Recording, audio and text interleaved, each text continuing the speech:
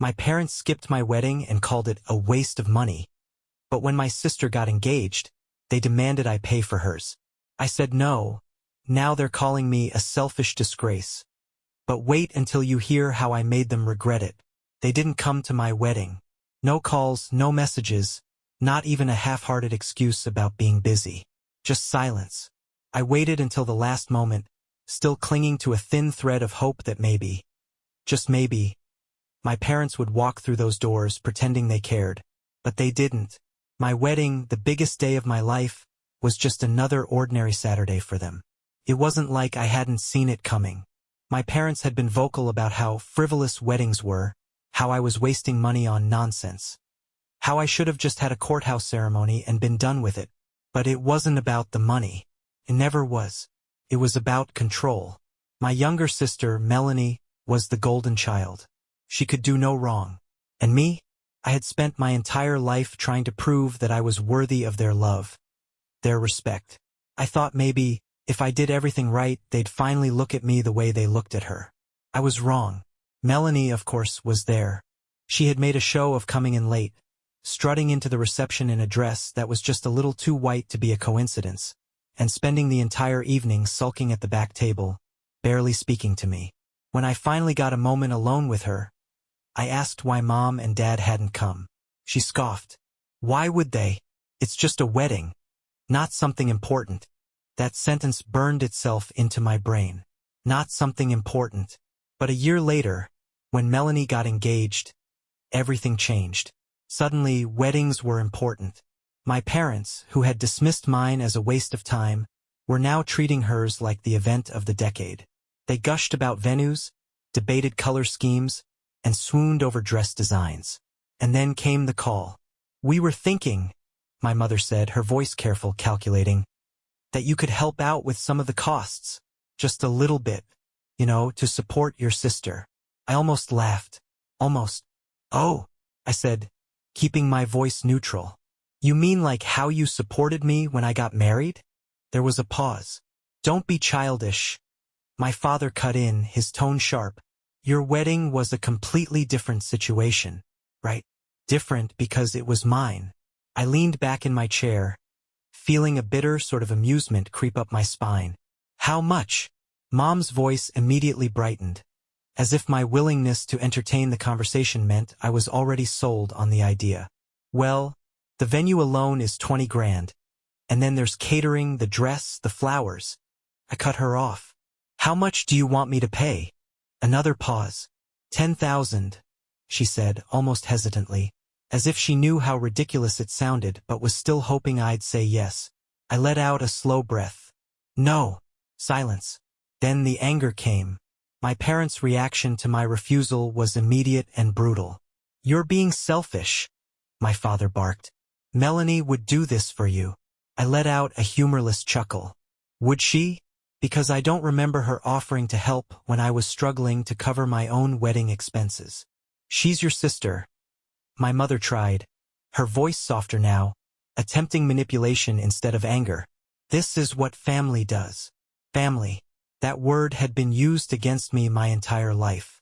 Growing up, it was always about Melanie. She was the golden child, the one whose every achievement was celebrated, whose every whim was indulged. I, on the other hand, was an afterthought. When she needed money for extracurricular activities, my parents found a way. When I needed help paying for college books, I was told to get another job. When she wanted to study abroad for a summer, they dipped into their savings. When I wanted to move into my first apartment, I had to figure it out myself. And somehow, through all of that, I still kept trying to prove myself to them. When Melanie graduated, I was already working full-time, saving up, being responsible. But that didn't stop my parents from expecting me to help support her. She's still figuring things out, my mom would say. You're more stable than she is. So I paid. I covered small things at first, her groceries, her phone bill. Then it became rent payments, car repairs, even her vacations. Every time I tried to protest, my parents shut me down. You're family. Family helps each other. But that so-called help only ever flowed in one direction. When I got engaged, I stupidly thought things would change. I had a small wedding, Nothing extravagant, just a gathering of close friends and the few family members who actually cared. I invited my parents, of course. Despite everything, I still wanted them there. I still thought maybe, if they saw how happy I was, they'd be happy for me too. They didn't come.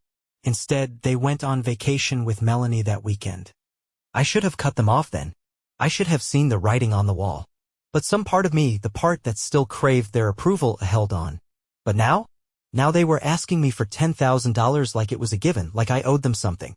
I thought saying no would be enough. I thought they'd accept it and move on. I was wrong. The escalation. At first, it was just guilt-tripping. Calls from my mother, messages from my father. Think about what you're doing, they'd say. Do you really want to be the reason your sister's wedding is ruined? Then Melanie got involved.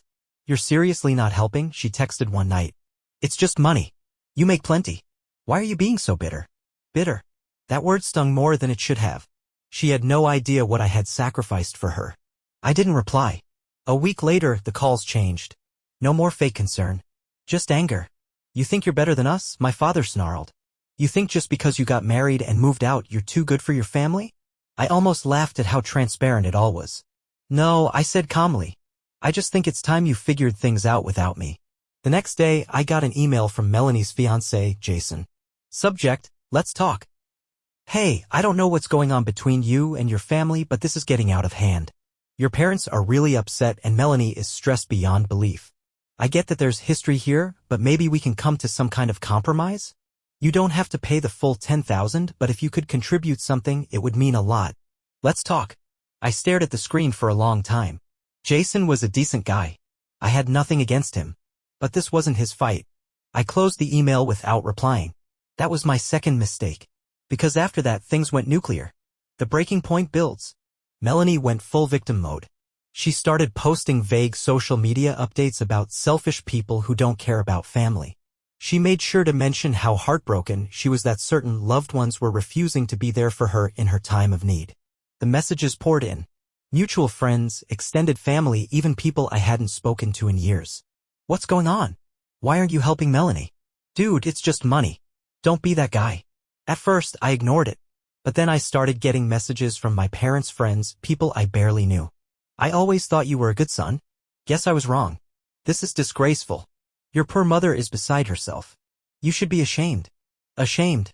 That was the word that finally pushed me over the edge. I had spent my entire life feeling ashamed.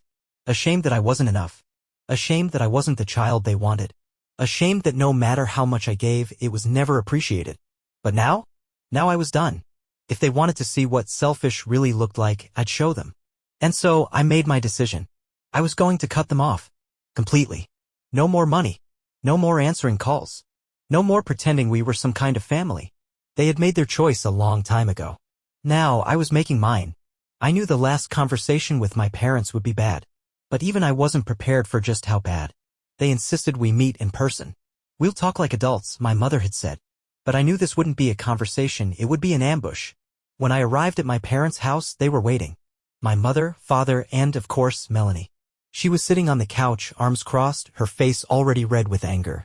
Sit down, my father ordered. I stayed standing. So he began, let's talk about your disgraceful behavior.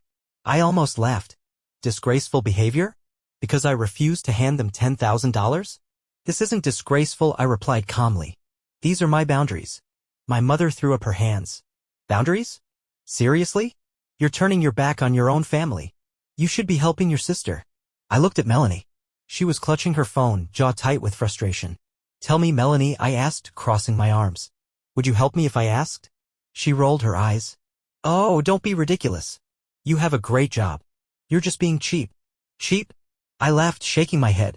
Do you even remember how much I've helped you? Your rent? Your bills? Every time you ran into trouble, I bailed you out. You're my brother. That's what you're supposed to do.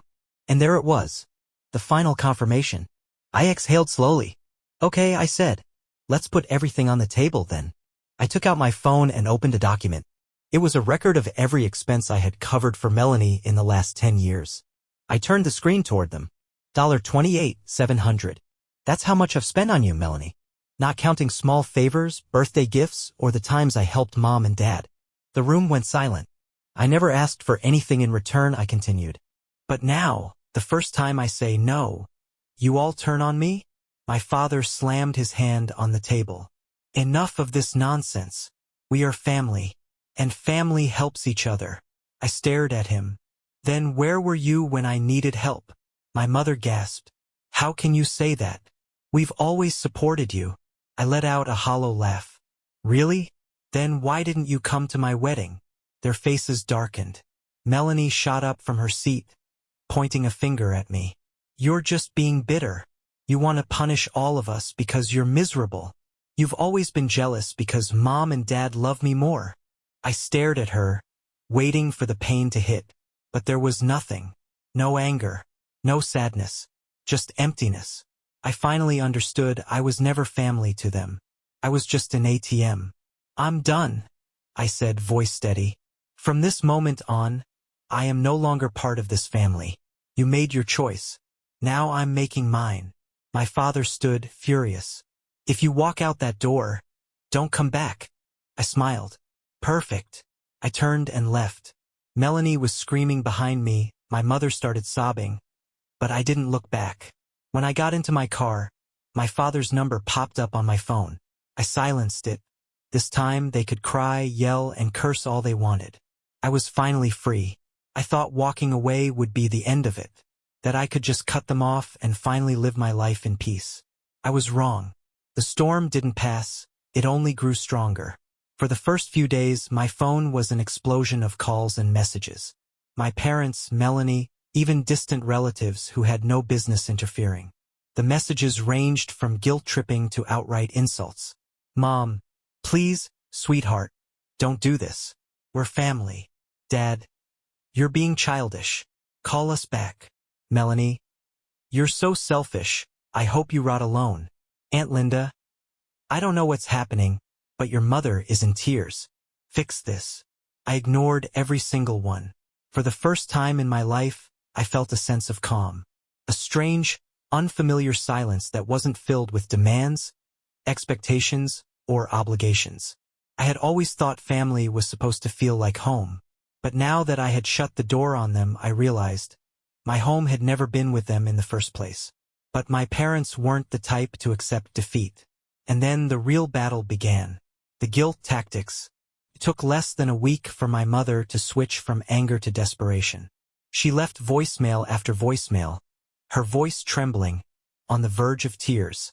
I don't understand how you can be so cruel to your own family. Melanie's been so stressed about the wedding. She says she doesn't even want to go through with it anymore. Is that what you wanted? I miss you, sweetheart. Can we just talk? I almost believed that last one. Almost. But I knew better. They didn't miss me. They missed what I could do for them. They missed my money. They missed my compliance. They missed their control over me. It wasn't me they wanted back. It was the version of me they could manipulate. The sabotage attempt. 2 weeks later, the situation escalated. I got a call from an unknown number. I let it go to voicemail, but when I listened, my stomach dropped. It was my boss. Hey, just wanted to check in. I got a call from your father. He said he was worried about you, that you were acting erratically and making reckless financial decisions. He asked if we could help. Call me back. I froze. They were trying to ruin my job. I called my boss immediately, explaining everything. He listened carefully, then let out a long sigh. That's some manipulative nonsense, he said. You don't need to worry. Just focus on work. If they call again, I'll shut it down. I hung up, my hands shaking. They weren't just upset. I had become their enemy. And if they couldn't control me, they would rather see me fail. That was the moment I knew, without a doubt, that I had made the right decision. The silence. After that, the calls stopped. No more voicemails. No more messages. No more desperate attempts to pull me back in. First, I thought it was over. Then I realized they weren't done. They were just regrouping. 2 months passed. Life was quieter, calmer. I focused on work. I went out more. I started actually enjoying my life. Then, one evening, I got a text from an unknown number. Melanie, I hope you're happy. The wedding is canceled. Mom and Dad blame you. I blame you. You ruined everything. I read it twice. Then I deleted it. Because for the first time in my life I didn't care. The final attempt. 3 months later, just when I thought they had finally let go, my mother showed up at my apartment. I opened the door to see her standing there, clutching her purse, eyes red from crying. I should have slammed the door in her face. But I didn't. I stepped outside and crossed my arms. "What do you want?" She sniffled. "Can we talk?" I didn't say anything, just waited. She took a deep breath. "Your father isn't doing well. This whole situation has put so much stress on him. He's not sleeping. He's barely eating." I said nothing. She tried again. "I know we made mistakes. I know things got complicated. But we're your family." That word again. Family. It was the word they had always used to keep me under control. To keep me giving, sacrificing, bending. But it didn't work anymore. "I'm not coming back, Mom," I said flatly. She looked stunned. "You can't mean that." "I do." Her face twisted. "So that's it? You're abandoning us?" I laughed, but there was no humor in it. "You abandoned me years ago. I'm just returning the favor." Tears welled in her eyes. "I don't even recognize you anymore." I met her gaze. "Maybe that's because, for the first time, I'm not bending over backwards for you." She took a shaky breath, as if trying to process that. Then, she shook her head. "You'll regret this." "No," I said, stepping back inside. "I won't." And I shut the door. Moving forward, that was the last time I saw my mother. I heard through distant relatives that Melanie ended up having a smaller, cheaper wedding. That my parents weren't happy about it. That they blamed me for everything. I expected that. What I didn't expect was how good it would feel to finally be free. No more guilt. No more manipulation. No more being treated like an ATM instead of a son. For the first time in my life I was living for me, and I had never been happier. I used to think that family was forever, that no matter what, blood was thicker than water. That if I just proved myself, worked hard enough, sacrificed enough, gave enough, one day my parents would finally see my worth. That day never came. And now it never will.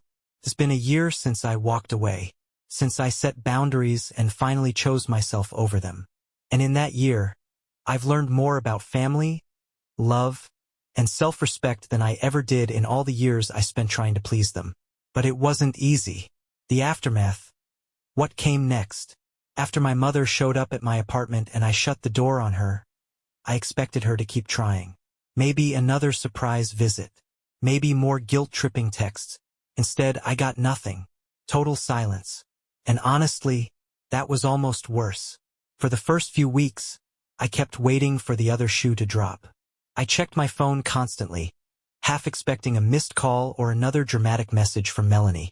But there was nothing. It was like I had ceased to exist to them. First, it hurt. As much as I had wanted to break free, some part of me, the part that had spent decades trying to earn their approval, still ached at how easily they let me go. But then, little by little, that hurt started to fade. Because I realized something. I wasn't losing a family. I was escaping a cage. Finding myself again. Without them in my life, I had to ask myself, who am I when I'm not being used? For so long, my identity had been tied to my role in the family. I was the provider, the one who fixed everything, the one who kept everyone afloat, even at my own expense. Now, for the first time, I was just me. And at first, that was terrifying. I didn't know what to do with all the time, energy, and money that was no longer being drained by them. I had no idea what I actually wanted in life because I had never been allowed to prioritize myself. So I started small. I went on my first real vacation, one where I didn't have to worry about bailing someone else out. I traveled to Europe, something I had always dreamed of but never let myself do because family responsibilities came first. I started going to therapy, working through years of manipulation and self-doubt. My therapist was the first person who ever said to me, "You don't owe them anything." And I actually started to believe it. The final attempt. 6 months after I cut them off, my father tried to reach out one last time. I was at work when my phone buzzed with an unknown number. I let it go to voicemail, but when I listened, my stomach twisted. "Dad, look, I know things got messy, but we're still your parents. and you'll always be our son. I think it's time to let the past go and come home. I sat there, staring at the phone, emotions warring inside me. Not once did he say sorry. Not once did he acknowledge what they had done. Just a smooth, calculated attempt to reel me back in, like nothing had ever happened. I thought about calling back, about giving him one last chance. But then I remembered everything. The years of emotional blackmail. The way they had laughed behind my back while taking my money. The way they had sabotaged me when I refused to play their game. And I deleted the voicemail. That was the last time they ever tried to contact me. A new beginning. 1 year later, I'm happier than I've ever been. I got a promotion at work. Something that would have been impossible if I was still financially shackled to my family's endless needs. I moved to a new city, far away from the toxicity of my past. And most importantly, I built real relationships. People who actually cared about me. Friends who didn't see me as a wallet. A partner who loves me for who I am, not what I can provide. For the first time in my life, I know what healthy love feels like. Lessons learned. If there's one thing I've learned from all of this, it's this. Family isn't defined by blood. It's defined by love. Just because someone is related to you doesn't mean they deserve access to your life. Love without respect isn't love. It's control. And no matter what anyone says, you don't owe anyone your peace, your money, or your sanity just because you share DNA. I used to think that walking away from my family was the worst thing I could ever do. Now I realize it was the best thing that ever happened to me.